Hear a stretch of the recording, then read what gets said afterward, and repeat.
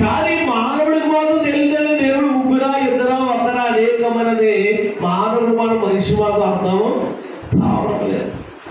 ఒక్క దేవుడు ఒక్కడే కనుక సృష్టికర్త అయిన వాడు కూడా వాటిని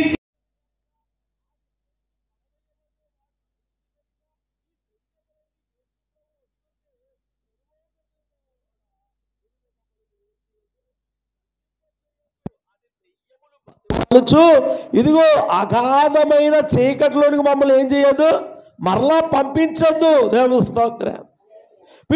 అంటే ఇప్పుడు ఈ దెయ్యాలనేవి ఎక్కడి నుంచి పడవేయబడ్డాయి అంటే ఎక్కడి నుంచి పరలోకముల నుండి ఈ అగాధములోనికి పడవేయబడ్డ. దేవుని స్తోత్రం. అందుకే దెయ్యాలకు రూపం ఉంటుందా? దెయ్యం ఎలాగుంటుందా? తెల్లగా ఉంటుందా? దెయ్యం ఎలా ఉంటుందమ్మా? నల్లగా ఉంటుందా? సైతంలాగా. దెయ్యం ఎలా ఉంటుంది? చాలామంది చెప్పే మాట తెల్లగా ఉంటుందని దెయ్యం. తెల్ల చీర కట్టుకుంది, తెల్ల ఎరబూసుకుంది అని చెప్తుంది. ఎక్కడ చూసాం మనం? ఎక్కడ చూసామా అంటే ఆ సీరియల్ చూపించిన దెయ్యాన్ని, ఆ సినిమాలు చూపించిన దెయ్యాన్ని, ఏంటి ఆ తెల్ల చీర కట్టుకుని భయపెట్టే దెయ్యాన్ని మనం చూసుంటాం. దేవస్తోత్రం. దెయ్యం ఊపిరింది అని బిడ్డారా. ఆ దెయ్యానికి ఏమి లేదు, రూపములు. అవి ఏంటంటే ఆత్మలు, దురాత్మలు. దేవస్తోత్రం. వాటిని కోరిక తీర్చుకోవడానికి మనుషులకి అవకాశం ఇచ్చినప్పుడు వారిలోనికి ప్రవేశిస్తూ ఉంటాయి. అందుకే అప్పుడప్పుడు ఏం పట్టిందంట? గాలి పట్టింది, ధూళి పట్టింది, అమ్మ దెయ్యం పట్టేసింది అని అంటుంటాయి కదా. దేవుని స్తోత్రం కలిగినాయి. కానీ హల్లెలూయా. గాలైనా, ధూళైనా, భూతమైనా, దెయ్యమైనా అన్నిటికీ ఎవరు పెట్టబడి పేర్లు? దురాత్మలకు పెట్టబడి. చనిపోయిన వచ్చినంటే అదిగో నేను నాన్న చూడడానికి వచ్చాను, నేను ఏళ్ళు చూడడానికి వచ్చాను అంటే మీరు చనిపోయిన వారు ఎవ్వరు రారు. చనిపోయిన వారి పేరు చెప్పుకొని ఈ దురాత్మలు వారిని ఆవరించి మనల్ని ఏం చేస్తుంటే కొందరిని మోసగిస్తున్నాం. మనం ఏమనుకుంటాం అంటే చచ్చిపోయినోడు వచ్చేసాడు అనుకుంటాం. వాళ్ళకిలాగే మాట్లాడతారు, వాళ్ళకిలాగే నడుస్తారు, వాళ్ళకిలాగే వీళ్ళు అందరి పేర్లు చెప్తారు. ఎందుకు? దేవుని కన్నా తక్కువగా ఈ సాతాను చేయబడ్డాడు. మనిషి యొక్క ప్రతి విషయంలో కలదలేకంతా కూడా సాతానికి తెలుసు. దేవుని స్తోత్రం. దేవుని యొక్క ఆత్మ, దేవుని యొక్క వాక్యం ఏం చెప్తుంది? మన్నైనది మన్నులోనికి వెళ్ళిపోవాలి. దేవుడు పంపించిన ఆత్మ చెప్పాలి. క్రైస్తవుడిగా దేవుని బిడ్డలుగా చనిపోయిన వారు ఎవ్వరు కూడా ఈ భూమి మీదకి రారు. ఒకవేళ అలాగ నమ్మావా నువ్వు దేవుని పట్ల, వాక్యం పట్ల, నీ భక్తి పట్ల సరైన అవగాహన నీకు లేదు. దేవుని స్తోత్రం కలిగినాక. హల్లెలూయా. ఎందుకు చెప్తున్న విషయం తెలుసా? చనిపోయిన వాడు ఈ భూమి మీద రావడానికి అధికారం లేదు. లాజరు ధనవంతుడు చనిపోయాడు. లాజరు దేవునికి కుడిపార్శ్వం కూర్చున్నాడు. ధనవంతుడు ఈ భూమి మీద ఉన్నవాడు చనిపోయాడు. ఎక్కడున్నాడు? నరకములో ఉన్నాడు. అప్పుడు భూమి మీద పైన ఇక్కడ నరకం ఉన్నదని పరలోకములో పైన వెళ్ళిన తర్వాత తెలుసుకున్నాడు. నరకానికి వెళ్ళిన తర్వాత. దేవుని స్తోత్రం. అప్పుడు అడుగుతున్నాడు, కింద నా బంధువులు ఉన్నారు, నా తమ్ముళ్ళు ఉన్నారు, నా సహోదరులు ఉన్నారు, నేను వెళ్ళి ఒక్కసారి చెప్పొస్తాను అంటే కింద వారు పైకి కానీ పై వారి కిందకి వెళ్ళడానికి అధికారము లేదు. అలాంటప్పుడు చనిపోయినాడు ఇంకా అక్కడికి వస్తాడు భూమి మీదకి. ఆడు ఎంత తాగుబోతైనా, వ్యభిచారైనా, దొంగ అయినా, మోసగాడైనా, ఎవడైనా సరే తీర్పు కాలం వరకు దేవునిగా స్వాధీనంలో ఉండవలసిందే. దేవుని స్తోత్రం కలిగి రెండు చేతులు హల్లెలూయా. అలాగే ఎవరైనా వచ్చి అన్నా సరే నువ్వు ఏం చేయాలి? గట్టిగా పట్టుకుని నువ్వు ఎవరైనా అడగాలి. అంతేగాని ఏమిత్తపోతావు, ఏం పెడితే పోతావో, ఎవరిని చూస్తావో, ఇలాంటి మాటలు మాట్లాడి ఎక్కువ మాట్లాడి దాని శక్తి ఎక్కువ అయిపోతుంది. దేవుని స్తోత్రం. దెయ్యంతో ఎక్కువ మాట్లాడకూడదు. జాగ్రత్త విన్నాను. దేవుని స్తోత్రం కలిగినాయి. కానీ దాన్ని ఎక్కువ కూడా మాట్లాడకూడదు. మాట్లాడితే శక్తి ఎక్కువ అవుతుంది. దేవుని స్తోత్రం చెప్పండి. రెండు చేతులు ఎత్తాలి. హల్లెలూయా, హల్లెలూయా. మనం ఏం చేస్తామంటే తనది పోద్దేమో ఈడియో పెద్ద మంత్రగత్తులాగా, ఈడియో మంత్రగాళ్ళుగా గోళ్ళకి ఎత్తాడు, ఏళ్ళకి ఎత్తాడు, చదవకోటి ఎత్తాడు, జుట్టాడు వేసుకుంటాడు, ఉడిదిప్పి ఎత్తాడు, పాత కోపం కొత్త కోపం తీర్చేసుకుంటాడు. దేవుని స్తోత్రం కలిగినాక. కానీ కొడితే దెబ్బ ఎవరు తగిలిద్దండి? దెయ్యం తగిలిద్దా? చెప్పండి. దెయ్యం తగిలిద్దా? మనిషి తగిలింది. దవడ మీద కూడా ఎత్తావు. దవడ నరాలని మీద చిదిగిపోతే ఏం చేస్తావు? చెవు గోవుల మీద కూడా ఎత్తావు. ఎవరితో చచ్చిపోతుంది రోజుకి వాసిపోయి. దేవుని స్తోత్రం.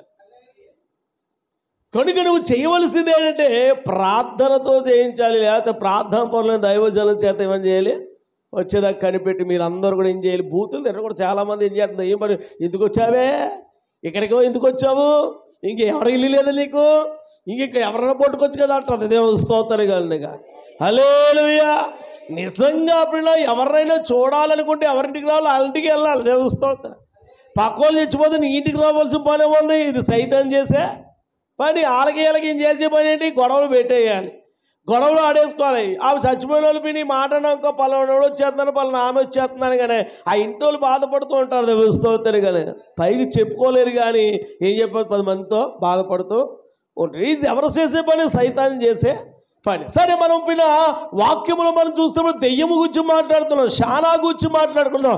ఈ శానా అనే పిండి ఎక్కడికి తోయబడ్డాయంటే అగాధములోనికి తోయబడ్డాయి. ఇంకా మనం ఇంకొక వాక్య భాగంలో అలాగ చూస్తున్నప్పుడు ఈ నక్షత్రముల గురించి మనం చూస్తూ దయ్యములకు అధికారం గడిపిన భయపడేవి. దేవస్తోత్రం. దయ్యముల గురించి మాట్లాడుతూ పిన ఇవి అదృష్టమైన లోకములో శిక్ష స్థలములు ఉన్నాయంట. ఏ లోకంలో ఉన్నావే? అదృష్టమైన లోకములో అనే కనబడనివి, దృశ్యమైనవి. ప్రియుల కనబడే స్థలములో ఒక స్థలం ఉంది. ఆ స్థలములో వీటికి పిన శిక్షించడానికి దేవుడు ఏం చేశాడు? బంధించాడు. చూడండి, 2వ పేతురు రాసిన పత్రిక వస్తే 2వ పేతురు రాసిన పత్రికలో 2వ అధ్యాయం, 2వ పేతురు రాసిన పత్రిక 2వ అధ్యాయం 4వ వచనము చదవండి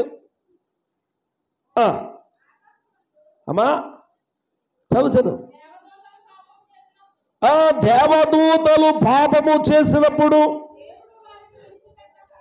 చూడండి, దేవుడు వాటిని విడిచిపెట్టక పాతాళ లోకమందలి కటికి చీకటి గల బిలములోనికి త్రోసి అదిగో తీర్పు యొక్క కావులకు ఉంచబడుటకు వాటిని అప్పగించేను. దేవు స్తోత్రగలనే గాక.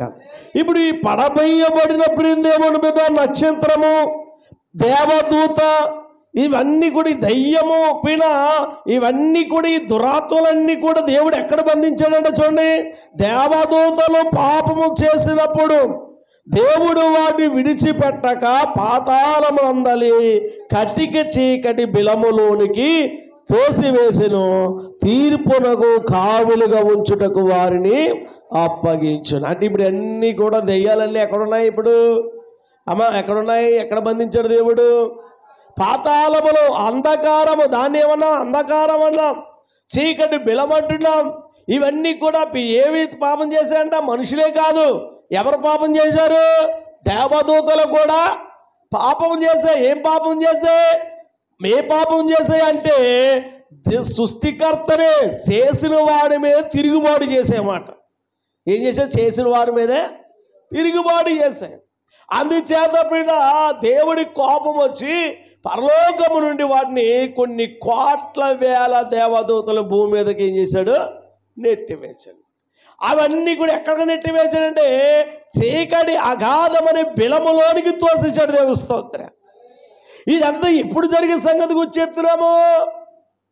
5వ బోర ఊదినప్పుడు జరుగుతున్న సంఘటన ప్రియులందరూ బిడ్డారా, అప్పుడు తెలియబడుతున్న విషయాన్ని ఇక్కడ తెలియజేస్తున్నాడు అన్నమాట. దేవుని స్తోత్రం. ఇలాగ మనం జాగ్రత్తగా ఆలోచన చేస్తే ఇప్పుడు ఈ దురాత్మలందరికీ ఏముందంట? తీర్పు అనేది ఒకటే ఉంది. దెయ్యాలకి ఏముందంట? దేవుని కాని అబద్ధ దేవులు కూడా ఏముందంట? మనుషులుగా పూజింపబడుతూ ఆరాధింపబడుతున్న ఆ మనుషులు కూడా ఏముందంట? తీర్పు అనేది ఉంది. ఇలాగ మనం జాగ్రత్తగా ఆలోచన చేస్తే రోమపత్రిక రండి. రోమపత్రికలో 10వ అధ్యాయంలో 7వ వచనాన్ని మనం చూస్తూ ఉన్నాం. రోమపత్రిక 10వ అధ్యాయము 7వ వచనం చదవమ్మా. చూడండి, 10వ అధ్యాయం 7వ వచనం మనం చదువుకుంటున్నాం. అయితే విశ్వాసములో నీతి ఇలాగూ చెప్పుచున్నది, ఎవడు పరలోకమునికి ఎక్కిపోవును అనగా యాదిగా చూడండి, క్రీస్తును క్రిందికి తెచ్చుటకు, లేక ఎవడు అగాధములోనికి దిగిపోవును అనగా క్రీస్తు మృతుల నుండి పైకి తెచ్చుటకు అని నీవు నీ హృదయములో అనుకునవద్దు. దేవుని స్తోత్రం. గల ఒక ప్రశ్న అనేది ఇక్కడ కనబడుతుంది. కానిపిన పైనుంచి వచ్చిన వాడే క్రింద కూడా ఎలాగలడు. దేవుని స్తోత్రం గలనే గాక. యేసు ప్రభు చనిపోయిన తర్వాత యేసు ప్రభు చనిపోయిన తర్వాత సమాధి చేసిన తర్వాత యేసు ప్రభు ఎక్కడికి వెళ్ళాడో తెలుసా? మృతుల లోకానికి వెళ్ళాడంటే దేవుని స్తోత్రం. మృతుల లోకం అంటే ఏంటి? చనిపోయిన వారి దగ్గరికి వెళ్ళాడంటే దేవుని స్తోత్రం గలనే గాక. చనిపోయిన వారి దగ్గరికి వెళ్ళి వారికి సువార్తను ప్రకటించి వారిని చెరగా ఏం చేశాడట? ఎత్తుకుని వెళ్ళిపోయాడు పైకి. దేవుని స్తోత్రం గలనే గాక.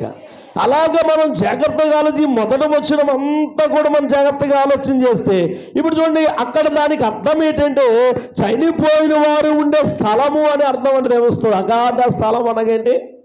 అగాధ స్థలం అనగా ప్రియమైన అర్థం ఏంటి అంటే అక్కడ చనిపోయిన వారు ఉంటారు. దేవుని స్తోత్రం. హల్లెలూయా. వీళ్ళందరూ ఎక్కడ ఉంటారంటే చీకటి అగాధములో ఉంటారు. చనిపోయిన వారందరూ ఎక్కడ ఉంటారమ్మా? సమాధుల్లో ఉంటారా? సమాధులు ఉంటారా? ఈ ఎస్టర్కి వెళ్ళి చెప్తారు వీళ్ళు చీకట్లో ఉన్న వాళ్ళందరూ. చనిపోయిన వారందరూ చీకట్లో ఉన్న వాళ్ళని ఏం చేస్తారు? లేచిన తర్వాత ఉంటారంటే సమాధులు ఒక్కొక్కరు వచ్చి లేచి కూర్చున్నారు ఎక్కండి. ఈ సమాధులకి వెళ్ళిన వాళ్ళు ఎక్కువ ఉంటారా? లేచిన వాళ్ళు ఎక్కువ ఉంటారా? వీళ్ళందరూ ఊళ్ళోకి వచ్చేస్తారు. వీళ్ళందరూ ఊళ్ళోకి వచ్చేస్తారు. ఏమవుద్దంట? స్తోత్రం చెప్పండి. హల్లెలూయా. ఎలాంటి భక్తి చేస్తున్నారో అర్థం తెలియడం లేదు. యేసు ప్రభు ఎప్పుడు లేస్తారన్నాడు వీళ్ళందరూనే? యేసు ప్రభు మధ్యాకాశం వచ్చిన తర్వాత మృతులైన వారు మొదట లేపబడతారు. సజీవులని ఇంక మీదట మనము లేపబడతాం. చనిపోయిన వారితో కలిసి మనము కూడా ప్రభువుని ఎదుర్కొంటాం. దేవుని స్తోత్రం గలనే గాక. ఇది సత్యము, ఇది వాక్యము. అంతేగాని సంవత్సరం చచ్చిపోయిన వాళ్ళు 10 సార్లు చెప్తూ ఉంటుంది. ఒక అమ్మకి 20 సంవత్సరాలు ఉందాం, కానీ 20 సంవత్సరాలు ఎక్కడికి వెళ్ళింది? సమాధుల్లోనికి వెళ్ళింది. ఏమైనా ఉందంటే ఏమి అక్కడ లేదు. ఉత్తప్పుడు వెళ్తుందా? ఆచారం. దేవస్తోత్రం చెప్పండి. చనిపోయిన వారు మా పెద్దనాన్నగారు సేవకులు పాస్టర్ గారు వీళ్ళు కనీసం గోలు కూడా కట్టించలేదు. దేవస్తోత్రం గలనే గాక. హల్లెలూయా. మేము ఎప్పుడు వెళ్ళలేదు. మా అన్నయ్య చనిపోయినా మా నాన్న చనిపోయినా మేము ఎప్పుడు సమాధుల్లోనికి వెళ్ళలే. వెళ్ళే పరిస్థితి ఎందుకు? వాక్యము తెలుసు కనుక ఇంక సమాధిలో వాళ్ళు చనిపోయినతో వారికి మనకు బంధం అనేది అభిమానం ప్రేమ అనేది ఉంటుంది.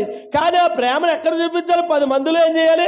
ఒక మంచి కార్యం చేయాలి. దేవస్తోత్రం. 10 మందికి ఉపయోగపడే కార్యాలు చేయాలి. దేవస్తోత్రం చెప్పండి. హల్లెలూయా. అంతేగాని చనిపోయినటువంటి ఆర్భాటంగా చేయవలసిన పని ఏమీ లేదు. వాళ్ళు వినరు, వాళ్ళు చూడరు. ఒకవేళ పెడితే వారికి పెట్టరు.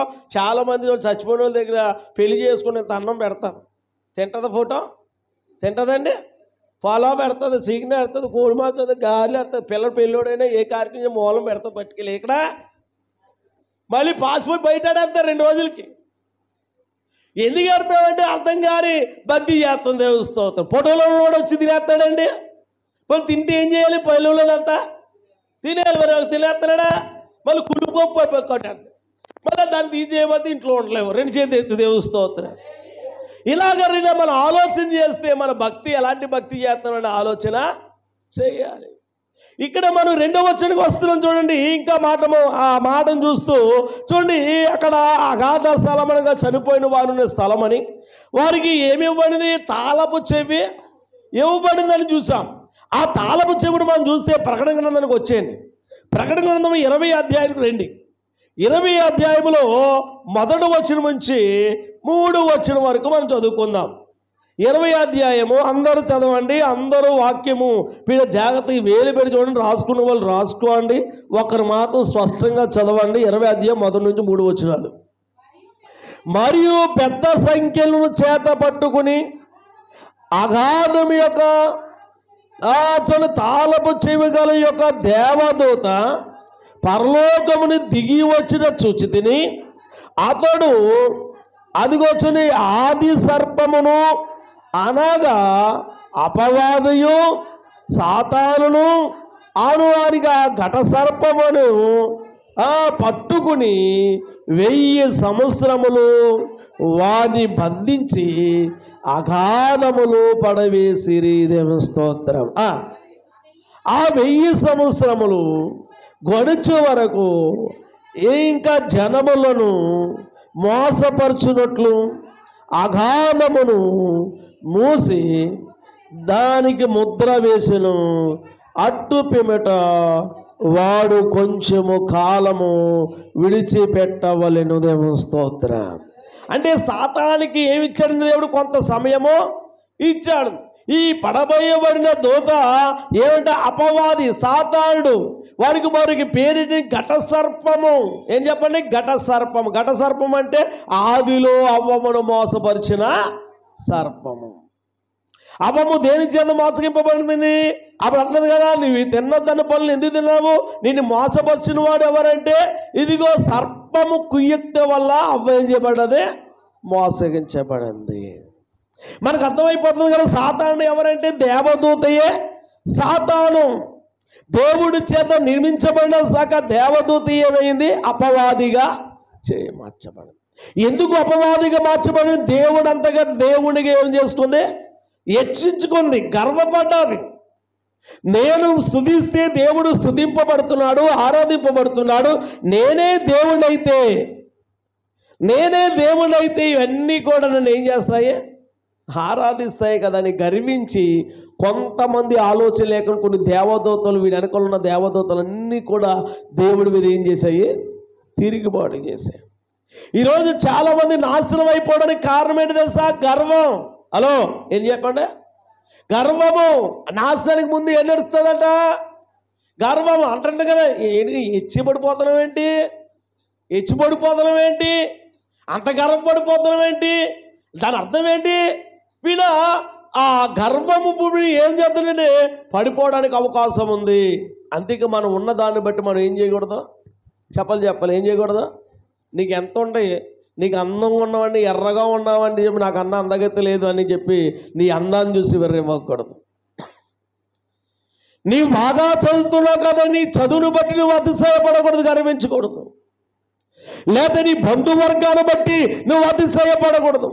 లేదా నీ ఇంటి వారు బట్టి నువ్వు అతిశయపడకూడదు. లేకపోతే నీ వెండి బంగారులు, ఆస్తులు, పొలాలను బట్టి, నీకున్న ఒంటి మీద ఉన్న బంగారం బట్టి దేవుని సన్నిధిలో దేవుని బిడ్డలో గర్వించకూడదు. గర్వం అనేది అణిచివేయబడింది. నాకు ఆరోగ్యం ఉంది, ఎవడ లెక్కలేదు, నాకు ఎవడక్కర్లేదు, నా బంధువులు అక్కడ, నా స్నేహితులు అనకూడదు. పిల్లలని ఎందుకు విషయం చెప్తున్నా? గర్వం అనేది, అహంభావం అనేది దేవుడి బిడ్డలకు, క్రైస్తవులకు మంచిది కాదు. కనుక నువ్వు ఉద్యోగం చేస్తున్నా, వ్యాపారం చేస్తున్నా, మంచి ఇల్లు కలిగి ఉన్నా, మంచి పొలం కలిగి ఉన్నా, మంచి చదువు చదువుతున్నా, నీకు అందం ఉన్నా, ఏమున్నా సరే దేవుని యందు అణుగుమణుగు ఉంటే దేవుని నేర్చేస్తాడు. దేవుని స్తోత్రం చెప్పండి. హల్లెలూయా, హల్లెలూయా. చాలా మంది గర్వపడుతుంటా, పాటలు పాడినా, ప్రార్థన చేసినా, పరిచయం చేసినా, వాక్యం ఉన్నా, లేకపోతే నేనే అనే మాట మనలోనికి రాకూడదు. దేవుని స్తోత్రం. రెడీ చేద్దామా? స్తోత్రం చెప్తామా? ఇక్కడ ఈ సాతాను పడవేయబడిన కారము అతిశయ గర్వము. గర్వముందా మనం నాశనానికి వెళ్ళిపోతున్నాం అని చెప్పి మనము హెచ్చించుకోకూడదు. మనల్ని హెచ్చించాలంటే ఎదుటి వారు ఏం చేయాలి? హెచ్చించే మనశక్తి కలిగి వారుగా ఉండాలి. ఇక్కడ జాగ్రత్తగా 2వ వచనం మనం చూస్తున్నాము. 2వ వచనానికి వస్తున్న ప్రకటన గ్రంథంలో 9వ అధ్యాయము 2వ వచనం మనం చదువుకుందాం. అమ్మా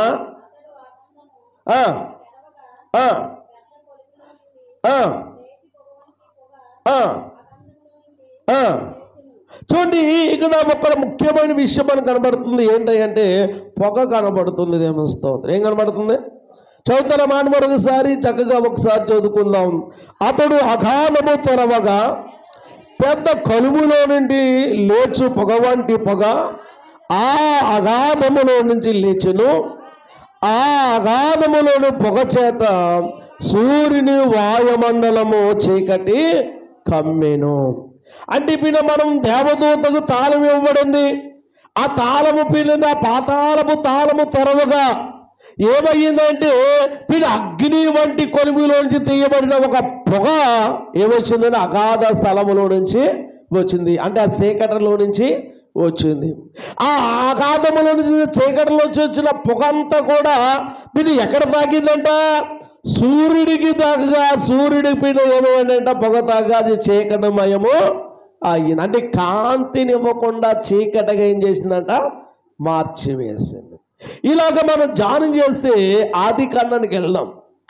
ఆది కాండానికి వెళ్తే మనము ఆది కాండంలో చాలా చక్కటి విషయాన్ని అక్కడ చూస్తున్నాం.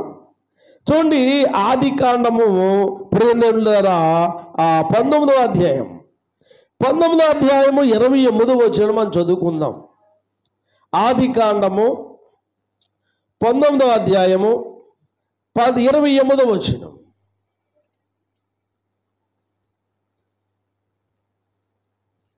చదవండి. 18వ వచనం మనం చదువుకుంటున్నాం. 19 అక్కడ చక్కటి మాట రాయబడుతుంది చూడండి. లోతు, ప్రభువా అలాగూ కాదు, ఇదిగో నీ కటాక్షము నీ దాసుని మీద ఉంచినది, అదిగో నా ప్రాణము రక్షించడం వలన నీవు నా ఎడల కనుపరిచిన ఈ కృపను ఘనపరిచితివి. నేను ఈ పర్వతములకు తప్పించుకుని పోలేను, ఈ కీడు నాకు సంభవించి చనిపోదునేమో. ఉదయం స్తోత్రగాక. అంటే ఇప్పుడు ఎప్పుడైతే అగాధమైన చీకటి కలుగుతుందో మనుషుల్లోకి ఏం కలుగుతుందంటే మరణం అనేది కలుగుతుందో అన్న సంఘటన ఇక్కడ తెలియజేస్తుంది. నిర్గమకాండాన్ని కూడా వద్దాం. నిర్గమకాండంలో 19వ అధ్యాయం 18వ వచనం కూడా మనం చూస్తున్నాం. నిర్గమాలో కూడా అదే మాటను మనం చూస్తున్నాము. చదువుతారా? యెహోవా చూడు, అగ్నితో సీనాయి పర్వతం మీద దిగి వచ్చినందున అదంతయు దోమమయమై ఉండెను. చూడు, కలిమి రూపం వలె చేసాను పర్వతం అంతయు. ఆమె దేవ స్తోత్రం. అంటే ఇక్కడ వీళ్ళ దేవుడు ఎలా కనబడుతున్నాడంటే అగ్ని కొలువు వలె కనబడుతున్నట్లుగా మనం చూస్తున్నాం. దాని రూపం ఎలా ఉందంట, అగ్ని వలె ఉన్నదని మనం చూస్తున్నాం. ఇలాగ మనం చూస్తూ ఇప్పుడు యోబేలు గ్రంథానికి వచ్చేయండి. యోబేలు ప్రవక్త కూడా చాలా చక్కటి విషయం తెలియజేస్తున్నాడు. 2వ అధ్యాయం 10వ వచనానికి వస్తే యోబేలు ప్రవక్త కూడా చాలా చక్కటి విషయాన్ని 2వ అధ్యాయం 10వ వచనం. యోబేలు 2వ అధ్యాయం 10వ వచనం మనం చూస్తూ చదవండి అక్కడ. వాటి భయము చేత భూమి కంపించి ఉన్నది, ఆకాశము తత్తరించుచున్నది, ఆ సూర్య సందులకు తేజాహీనత కలుగుచున్నది, నక్షత్రములు కాంతి తప్పుచున్నది. ఇదేమో స్తోత్రం. వీడికి జాగ్రత్తగా ఆలోచన చేస్తే ఏమవుతుందో అని ఆలోచన చేస్తే సూర్య చంద్రుల నక్షత్రాలు ఏమవుతుంది, కాంతిని కోల్పోతున్నారు. నక్షత్రం కూడా కాంతి పిల్ల తప్పిపోతున్నట్లుగా కాంతిని ఎవరట్టుగా ఎప్పుడైతే చీకటిలో అగాధమైన పొగ సూర్యుని తాక ఆకాశానికి వెళ్ళగా వీటి యొక్క మహిమ, వీటి యొక్క తేజస్సు, వీటి యొక్క ఏమైపోతుందో వీటినన్నిటినీ కోల్పోతున్నది. స్తోత్రం. ఇలాగ మనం జాగ్రత్తగా ఆలోచించి ఇంకొక మాటలు మనం చూస్తాం చూడండి. ప్రకటన గ్రంథానికి వచ్చేయండి. ప్రకటన గ్రంథం అనే పొగానగప్పుడు ప్రకటన గురించి మనం ఆలోచన చేస్తే 8వ అధ్యాయం 4వ వచనం మనం చూస్తున్నాం. 8వ అధ్యాయం 4వ వచనం మనం చూస్తున్నప్పుడు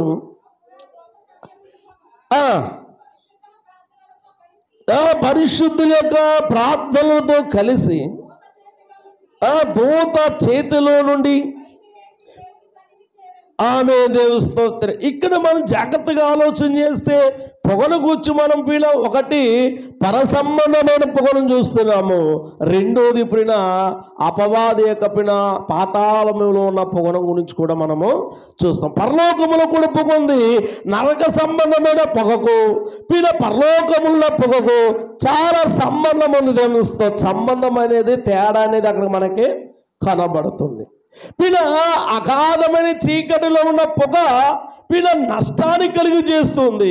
పరలోకం ఉన్న పొగను గురించి మనం ఆలోచన చేస్తే అది దేవుని యొక్క మహిమకుల సూచనగా మనకు అక్కడ కనబడినట్లుగా మనం చూస్తూ ఉన్నాం. దేవుని స్తోత్రగానిగా రెండు చేతులు ఇద్దాం. ఇప్పుడు 3వ వచనం మనం చూస్తే 3వ వచనాన్ని జాగ్రత్తగా గమనిస్తే చూడండి. మనం చదువుకున్న 9వ అధ్యాయంలో చాలా చక్కటి విషయాలు మనం చూస్తున్నాం. చూడండి, అక్కడ మనం జాగ్రత్తగా మనం చూస్తున్న చదవమ్మా. చూడండి, ఆ పొగలో నుండి మిడతలు భూమి మీదకి వచ్చును, భూమిలో ఉండు తేళ్లకు ఆ బలం ఉన్నట్లు వారికి బలము ఇవ్వబడినదేమో. స్తోత్రగానే గాక. చేత వినండి, పాతాళం నుంచి ఏమొచ్చింది? ఏమొచ్చింది? పొగ వచ్చింది. ఆ పొగ వచ్చినప్పుడు సూర్య చంద్ర నక్షత్రాలు ఏమైపోయి కాంతిని ఇవ్వండి మనం తెలుసుకున్నాం. ఇప్పుడు ఆ పొగలో నుంచి ఏమొస్తున్నాయంటే మిడతలు వస్తున్నాయని దేవుని స్తోత్రం. ఆ మిడతలకు బిడ్డారా తేలు ఎలాగుంటుంది? తేలు ఎలాగుంటుందని మాట్లాడేటి ఏమోనా? తేలు ఎలాగుంటుందమ్మా? వంకరగా ఉంటుందండి. తేలికి తొండం ఎలాగుంటుంది? వంకరగా. అంటే తేలికి ఉన్నట్లుగా తొండము, తేలికి ఉన్నట్లుగా బలము, తేలి వంటి బలము ఈ మిడతలకి ఇవ్వబోతున్నాడు దేవస్తోత్రం గంటగా. ఇప్పుడు ధూళిలోంచి ఈ యొక్క పొగలో నుంచి ఏమొస్తున్నాయంటే మిడతలు వస్తున్నాయి. మన రాత్రి చదువుకున్న ఒక మాట, దేవుడు ఆజ్ఞగా ఏమొచ్చినాయంట? మిడతలు వచ్చేయండి. నిర్గమకాండంలో మనం చూసాం. మాట వెనక్కి వెళ్దాం చూడండి, మరొకసారి చదువుకుందాం. 10వ అధ్యాయానికి వచ్చేయండి. నిర్గమకాండం 10వ అధ్యాయంలోనికి వస్తే 12వ వచనము నుంచి 15వ వచనాలు ఆ నిర్గమకాండంలో మనం చూస్తున్నాము. చూడండి, అప్పుడు యెహోవా మోషేతో మిడతలు వచ్చినప్పుడు ఐగుప్తు దేశం మీద చెయ్యి చాపము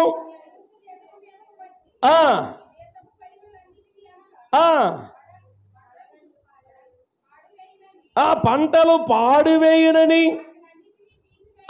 తను దేవస్తోత్రం. అంటే దేవుడే ఏం పంపుతున్నాడని తెలుస్తుంది ఇక్కడ. మిడతలను ఇక్కడ ఐగుప్తుల రాజుకి బుద్ధి చెప్పడానికి మిడతలను పంపుతున్నాడు. అక్కడ పంటలన్నీ ఏమవుతాయని నాశనము చేసేనని చెప్పి సంగతి మనం చూస్తున్నాం.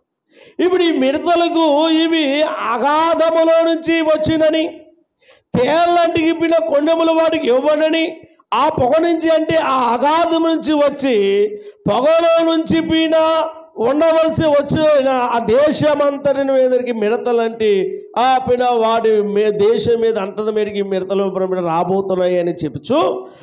వీటికి ఏమి ఇస్తున్నాడు? తేలు వంటివిగా ఉంటాయని చెప్పేసి మనం చూడగలం. తేలు వంటి బలం ఇవ్వబోతున్నాడు. ఇప్పుడు 4వ వచనం కూడా మనం చదువుతున్నాము. మరియు నొసలయందు దేవుని ముద్రను చూడండి లేని మనుషులకే తప్ప భూమి పైన గడ్డికైనను, ఏ మొక్కలకైనను, మరి ఏ వృక్షములకైనను ఆను కలుగు చేయకూడదని వాటికి ఆజ్ఞ ఇవ్వబడినదేమో. స్తోత్రగలనే గాక. ఇప్పుడు ఏమి ఈ అగాధాపిన పొగలో నుంచి వచ్చిన మిడతలకి ఎలాంటి బలం ఇవ్వబడిందంట? అలలో ఎలాంటి బలం ఇవ్వబడిందంట? తేలి లాంటి బలము ఇవ్వబడింది. ఇప్పుడు వీటిని అన్నిటికీ ఆజ్ఞ ఇస్తున్నాడు. ఏమని? భూమి మీద ఉన్న మనుషులను ఎలాంటి వారి మీద అంటే అక్కడ అన్నాడు చూడండి, ముద్ర, దేవుని ముద్ర లేని. ఏ ముద్ర అంట? దేవుని ముద్ర. దేవుని ముద్ర ఏంటంటే పరిశుద్ధాత్మ అనే ముద్ర మనం ఎక్కడ వేయాలి? నొసల పైన. ఇప్పుడు మన అందరికీ గుర్తింపు ఉందండి. మన గుర్తింపు కార్డు ఏంటి చెప్పండి? మన గుర్తింపు కార్డు ఏంటి? ఆధార్ కార్డు. మన గుర్తింపు కార్డు ఏంటి? ఆధార్ కార్డు. ఇప్పుడు చాలా షాపుల దగ్గరికి వెళ్తాం. షాపుల దగ్గరికి వెళ్ళినప్పుడు వారు ఏమో ఒక బూస్ట్ కొనమండి. ఆ బూస్ట్ రేటు ఉదాహరణకి ఇక్కడ మన పెద్దాపులో ఉండే డీమార్ట్కి వెళ్ళాం అనుకుందాం. డీమార్ట్కి వెళ్ళి అక్కడ వస్తువులన్నీ కొన్నాం. ఇప్పుడు రేటు వేస్తున్నాడు. ఎలా వేస్తున్నాడు రేటు? స్కాన్ చేసి. అంటే దానికి రేటు దేని మీద ఉంది? స్కానర్ మీద ఉంది. మనం కూడా చూడండి, బ్యాంకులో డబ్బులు వేరే ఫోన్లోకి వేయాలంటే, లేదా అప్పుడప్పుడు సమోసాలు తినేసాం 10 సమోసాలు, ఆ డబ్బులు ఇవ్వాలి, డబ్బులు లేవు. ఇందులోనే డబ్బులు అన్నీ ఫోన్లు ఉన్నాయి. ఇప్పుడు ఆడికి డబ్బులు వేయాలంటే ఆడి దగ్గర ఏముంది? ఇప్పుడు అందరూ ప్రతి దగ్గర బజ్జీలు అమ్ముకున్న వాడి దగ్గర స్కానర్ ఉంటుంది. కొన్ని 4 మంది చేతులు రేపు మార్చేయాలో దాన్ని బ్యాన్ చేసేస్తారంటే మెసేజ్ వచ్చింది. మరి ఉంచుతారు, తీసేస్తారు, తెస్తారు. ఫోన్పే అవ్వని చెప్తున్నారు, తీసేస్తాడంట. తీస్తే వీళ్ళు జనాలను కొట్టుకుని చచ్చిపోతారు. దేవుని స్తోత్రం చెప్పండి. ఎందుకంటే అందరూ అలవాటు అయిపోయారు. చిన్నదానికి పెద్దదానికి ఫోన్ పై డబ్బులు చేతానికి వెళ్తలేదు. వీళ్ళు ఆ ఫోన్ చేస్తున్నారంట. ఎందుకు ఈ విషయం చెప్తున్నట్టే, స్కానరు ఏం చేస్తారు, డబ్బులు ఎలా పెట్టగానే ఆ దేవుడు ఎంత కొట్టాలో ఆడి అకౌంట్ తెరబడుతుందో ఆడి అకౌంట్కి డబ్బులు కొట్టేస్తాను. ఎందుకు విషయం చెప్తున్నట్టే, ప్రతి దానికి మనకు కూడా ఏమైనా ఒక సిప్ అనేది రాబోయే కాలంలో ప్రతి ఒక్కరికి ఒక సిప్ పెట్టబడుతుంది వ్యవస్థ. తర్వాత దేశవ్యాప్తంగా ఒకే ఒక నోటు, కరెన్సీ నోటు. ఇప్పుడు మన డబ్బులు ఉన్నాయి, మన ఇండియా డబ్బులకి కోయిట్లో ఉన్న డబ్బులకి తేడా ఉండదా? అక్కడ నోట్లు ఇక్కడ నోట్లు లేదు. కానీ ఇప్పుడు అమెరికా డొనాల్డ్ ట్రంప్ ఏమంటాడంటే, ఇప్పుడు దేశవ్యాప్తంగా ఒకే నోటు చాలా మందికి రావాలంటున్నాడు. దేవుని స్తోత్రం. కానీ రావాలి, అది దేవుని యొక్క వాక్యం. దేవుని రాకడ సమయంలో యావత్ ప్రపంచం అంతా కూడా ఒకే ఒక నోటు మీద నడుస్తుంది. దేవుని స్తోత్రం. అందరి చేతుల్లో ఒకే డబ్బు ఉంటుంది. ఇప్పుడు సాతాను ముద్ర ఏంటి? 667. ఇప్పుడు దేవుడి ముద్ర ఏంటి? దేవుడి ముద్ర ఏంటంటే పరిశుద్ధాత్మ అనే ముద్ర మన నుదుటిమైన చేయబడి, అంటే దేవుని ఆత్మచేత మనం ఏం చేయబడాలి? మనందరూ కూడా నింపబడాలి, ముద్రించబడాలి. అప్పుడే ఆ చివరి కాలములో దేవుని ఆ అంత్యకాలములో ఈ మిడతల దండులో నుండి మనం ఏం చేయబడతామంటే తప్పించబడతాము. దేవుని స్తోత్రం చెప్పండి. 2 చేతులు ఎత్తండి, బిగ్గరగా చెప్పండి. కనుక భూమి మీదకి ఏమి రాబోతున్నాయని దేవుడు చెప్తున్నాడు అంటే, మిడతలు భూమి మీదకి వస్తాయి. ఈ మిడతల అధికారం ఇవ్వబడుతుంది. ఈ మిడతల ఈ భూమి మీద చేల కానీ చెట్లు కానీ ఈ భూమి మీద ఏది కూడా ఆ వృక్షములకి ఏమి హాని కలదు. కానీ మనిషి మీద ఈ దేళ్ళకి ఏమి మీద పడుతున్న అధికారము ఇవ్వబోతున్నాను. దేవుని స్తోత్రం గాని గాక. మిడతల దండొచ్చే రోజు, నీరు చేదయ్యే రోజు, మిడతల దండొచ్చే రోజు, నీరు రక్తమయ్యే రోజు, కోపాగ్ని రగిలే రోజు, పర్వతాలు పగిలే రోజు, కోపాగ్ని రగిలే రోజు, పర్వతాలు పగిలే రోజు, ఆ రోజు శ్రమ నుంచి రక్షించే నాదుడు లేడు. ఆ రోజు శ్రమ నుంచి రక్షించే నాదుడు లేడు. అదే ఆ రోజు యేసయ్యా ఉగ్రత రోజు, 7 ఏళ్ల శ్రమల రోజు, పాపులంతా వచ్చే రోజు. అదే ఆ రోజు యేసయ్యా ఉగ్రత రోజు. హల్లెలూయా. ఆ రోజు మిడతలు వస్తాయి. మనుషులు ఆ మిడతలకు తేనె వంటి కొండెములు ఇవ్వబడతాయి. ఆ మిడతలు ఒక్కొక్క మనిషిని కుడుతుంటే, ఒక మనిషిని కుడుతున్న ఆ కాటికి, ఇప్పుడు తేలు కుడితే నొప్పి ఎంతసేపు ఉంటుందమ్మా? తేలు కుడితే ఎంతసేపు ఉంటుంది? తేలు కుట్టిన వాళ్ళు ఎంతమంది తేలు కుట్టినది చెయ్యేస్తాను సార్? చైతుకుంటుందా? పోలమ్మ, ఎంతమంది తేలి కుట్టిందే చెయ్యేస్తాను. ఇక్కడ ఉన్న వాళ్ళకి చూద్దాం. నన్ను ఒకసారి కుట్టింది, పర్లేదు చెప్తాను. 1 2 3 4 5 6 లక్ష్మి గారి డౌట్కి కుట్టిందా లేదా? రైట్. కనుక అంటే ఎందుకు అడుగుతున్నానంటే, తేలు కుడితే ఎంత బాధ ఉంటుందో తేలు కుట్టేవారికి 1 గంట 2 గంటలు అనుభవిస్తారు. దేవస్తోత్రం. కనుక వేలు కూడా ఏమవుతుంది? వాసిపోతుంది. దేవస్తోత్రం. నన్ను ఎప్పుడు కుట్టలేదులేండి, నేను చేతి ఎత్తుంది. దేవస్తోత్రం. కనుక ఈ తేలు కుట్టే ఎన్ని నెలలు? 5 నెలలు ఉంటుంది. దేవస్తోత్రం. 1 రోజు 2 రోజులు కాదు. ఎన్ని నెలలంట? 5 నెలలు బాధపడతారంట ఒక్క తేలు కోటకి. దేవస్తోత్రం. ఈ కాలము రాబోతున్నది దేవుడు చెప్తున్నాడు. అందుకే ఆ శ్రమ నుంచి తప్పించబడాలని, ఆ ఉగ్రత నుంచి తప్పించబడాలని, ఆ శ్రమలో నుంచి తప్పించబడాలని దేవుడు దేవుడి పిల్లల మనకు దేవుడు హెచ్చరిస్తున్నాడు. దేవుడు స్తోత్రం చెప్పండి. హల్లెలూయా. ఇలాగ మనం జాగ్రత్తగా చదివితే యెహెజ్కేలు గ్రంథానికి రండి. యెహెజ్కేలు గ్రంథంలో యెహెజ్కేలు ప్రవక్తతో దేవుడు మాట్లాడుతూ యెహెజ్కేలు ప్రవక్తతో 9వ అధ్యాయం 4వ వచనం చదువుదాం. 9వ అధ్యాయం 4వ వచనం చదువుతా కదా చూడండి. యెహోవా యెరూషలేమును ఆ పట్టణములో ప్రవేశించు చుట్టూ తిరిగి దానిలో జరిగిన హేయ కృత్యముల గురించి మూలుగా విండుచు ప్రలాపించిన వారి చూడు లాలాపాడలము గుర్తు వెయ్యమని వారికి ఆజ్ఞాపించి దేవుని స్తోత్రం. అంటే వారి కుట్టినప్పుడు ఎలాగుంటుంది, మూలుగుతూ ఉంటారన్న దేవుని స్తోత్రం. ఇలాగ మనం జాగ్రత్తగా వస్తే వాస్తవమైన మిడతలు తేలిన తేలి వంటి గడ్డి కానీ మొక్కలు కానీ ఆకులు కానీ పిన దేనికి హాని చేయకుండా దేవుడు పిన ముద్ర వేస్తున్నాడు. ఎవరికి ముద్ర వేస్తున్నాడంటే ప్రకటన గ్రంథం రండి. ప్రకటన గ్రంథంలో పిన 7వ అధ్యాయం 3వ వచనం చదవండి. 7వ అధ్యాయం 3వ వచనం చూస్తే అక్కడ ఉంటున్నాం. ఈ దూత మేము మా దేవుని దాసులు అని వారి నొసల మీద ముద్రించే వారికి భూమికైనను సముద్రకైనను చెట్లకైనా హాని చెయ్యవద్దని బిగ్గరగా చెప్పాను. దేవుడు ముద్ర వేస్తున్నాడు. అమ్మ ఏ ముద్ర ఉండాలి? మన నొసల మీద ఏం ముద్ర ఉండాలి చెప్పాలి? మన నొసల మీద ఏమన్నా దేవుని యొక్క ముద్ర ఉండాలి. స్టాంప్ ఉండాలి. ముద్ర అంటే ఏంటి ఉండాలి? స్టాంప్. ఉత్తరం వెళ్ళాలంటే ఏమేస్తా కనుక ఈ స్టాంపు కాదు, ఇది కనబడే స్టాంపు. ఇది కనబడేది ఆత్మ సంబంధమైన ముద్ర. ఆ ముద్ర పరిశుద్ధులకు వేయబడిన ముద్ర. ఆ ముద్ర నీ దగ్గర ఉంటే ఆ 7 ఏళ్ల శ్రమల కాలమందు ఏం చేయబడతావు? తప్పించబడతావు.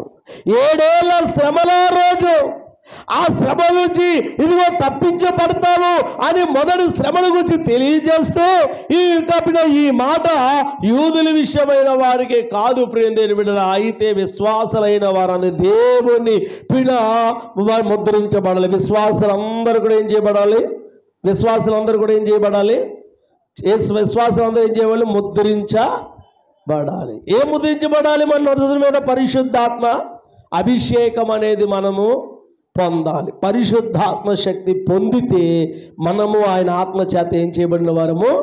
ముద్రింపబడిన వారము. అందుకంటే ఒక నీటి మూలంగాను ఆత్మ మూలంగాను జన్మిస్తాడు కానీ వారు పరలోక రాజ్యానికి వారసుడు కానేరడు. కనుక నీటి బాప్తిజం పొందిన మనము, నీటిలో ముంచబడిన మనము, యేసుక్రీస్తు నామములో బాప్తిజం పొందిన మనము దేవుని చేత ముద్రింపబడాలంటే ప్రతి ఒక్కరు యమునులేటి, విశ్వాసులేటి, వృద్ధులేటి, దేవుని పేరున వచ్చిన ప్రతి ఒక్కరు పరిశుద్ధాత్మను ముద్ర చేత మనము ముద్రించబడాలి. ఆ ఆత్మ పాస్టర్ గారు ఎవరు? ఆ ఆత్మ డబ్బులు ఇస్తే కొంటే రాదు. ఆ ఆత్మ ఏవే పనులు చేస్తే రాదు. ఎవరు పిడి ఇవ్వాలంటే దేవుడే ఆ ఆత్మను ఇవ్వాలి. దేవుని స్తోత్రం. ఇచ్చినప్పుడు దాన్ని పొందుకోవాలి. పొందుకోవడానికి ప్రయాసపడాలి. పరలోక రాజ్యము చేరాలంటే ఒక ముద్ర అనేది మన మీద వేయబడుతుంది. ఆ ముద్ర కలిగిన వారిగా ఉండాలి. చదవండి, 1 కొరింథీ రాత్రి మాకు వచ్చిన మాటని చదువుకు చేసుకుందాం. మొదటి అపోస్తలుడైన పౌలు గారు ఆ సంఘానికి రాస్తూ 1 కొరింథీ రాసిన పత్రిక 1వ అధ్యాయం 22వ వచనం చదువుతున్నాం. 22వ వచనం చదువుతున్నాం. 22వ వచనం కొరింథీ రాసిన పత్రిక భాగంలో చదువుతారా? 1:22 చదువుతున్నాం. చదవమ్మా. చూడండి, ఇంకా సూచక్రియలు